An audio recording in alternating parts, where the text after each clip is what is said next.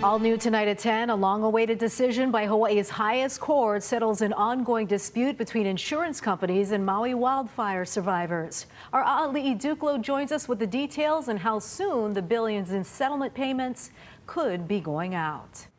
Yes, Steph, an attorney tells me survivors could start getting paid within a matter of weeks. That's because the Hawaii Supreme Court decided against insurance companies trying to seek a part of the settlement. On Tuesday, Hawaii's highest court ruled subrogating insurers do not have a protectable interest that allows them to intervene. It issued the same unanimous opinion against the insurance industry last year, saying they do not have a right to interfere with the victim's ability to settle a claim. It's time to start moving forward.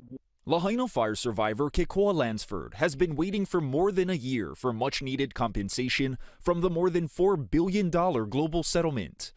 He plans to use the money to help rebuild his Ilikahi Street home near Waiola Church. It was a family home. It was a home for my whole family for many, many years. I think a lot of us are ready to start moving on and going, towards a positive new direction. Lansford is among more than 21,000 survivors waiting to get paid. The deal, which includes the state, county, and Hawaiian Electric, was announced nearly a year after the August 8, 2023 tragedy. And ever since, insurance companies have tried to stake a claim to much of the money. I think it would be wise for the insurance companies to show some remorse. These guys are, at this point, in my opinion, just being greedy. I hope the insurance companies get the message. Attorney Cynthia Wong, who represents survivors, says the decision could lead to a dismissal for another pending appeal from the insurance companies and deter them from trying again. The Supreme Court has moved extremely quickly because they recognize that the victims need the funds to move forward to build their lives.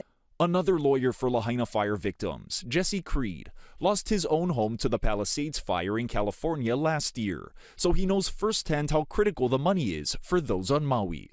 As a survivor myself, I feel that really you got to bring as much resources as possible to help the people. I really hope that these insurance people can see this and they can have some compassion for the people who lost their home. Wong calls this the final ruling in this case. Next, the judge will determine how much money will go towards attorney fees. That hearing is scheduled for March 6. We reached out to the attorney for the insurance companies and we're waiting to hear back. A'ali'i Duklo, Hawaii News Now.